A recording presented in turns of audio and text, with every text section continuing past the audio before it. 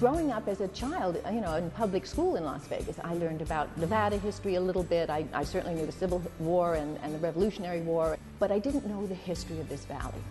Nobody ever taught me the history of this valley. Then, more than a decade ago, she attended a presentation by the Las Vegas Valley Water District where she learned for the first time just how important the original springs were to natives and settlers alike.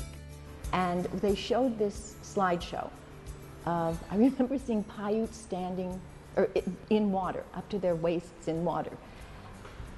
And that was the first time anybody ever said we had water here. We were an oasis. I knew we were the Meadows, but I didn't know why we were the Meadows. Until some fellow members of the newly formed Springs Preserve Foundation shared their memories of a time when a wealth of water flowed freely from fully charged underground aquifers. And a lot of people that were on the foundation initially swam in the springs or fished in the river that went to Cashman Field. I love the idea that you'd stick a stick in the ground and water would shoot up like oil. I loved that image. I couldn't imagine that Las Vegas was that place. Because by 1962, a growing population had overpumped their groundwater and the bone-dry spring fields looked nothing like the former oasis. Only an immediate threat to the very existence of the property inspired concerned citizens and stakeholders to begin the process of preserving it.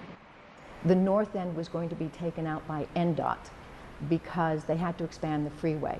And then the Friends of Big Springs came forward and they said, you can't do this. This is a nationally registered historical spot. And then people involved thought, well, what is that spot? Why is that on the National Register? And it became a puzzle and intriguing. Imagining a plan for the preserve produced any number of mutually exclusive views about its future use as an untouched urban wilderness or an educational amusement park. The first early meetings were, do we put a fence around the place and don't let anybody on it, or do we turn it into Epcot? What do we do with this 180-acre site that is the birthplace of Las Vegas? It was during that early phase when we all bumped around in Jeeps around the site. Visiting each historic feature raised numerous questions that were as jarring and exciting as all the bumps on their journey. The old spring house and what do we do with this? Do we save it? Do we get rid of it? You know, what do we do? There were no trails, but there were these incredible cottonwoods that had been there for 100 years that were geriatric and would have disappeared forever if water wasn't given, restored to them on some level. What do we do about them? What do we do about the critters that live out here? I mean, these were all questions that we all dealt with. So we bumped around the place, and I fell in love with it. I fell in love with it. This was, all of a sudden I had roots. And the collective vision of the preserve's new stewards bloomed thanks to some energetic scientific advisors. And they were all these very smart, wonderful scientists who were so excited about this spot. You couldn't help but be excited and think, wait till the children get to see this. Wait till they get to hear where they live. You know, instead of it just being Sin City.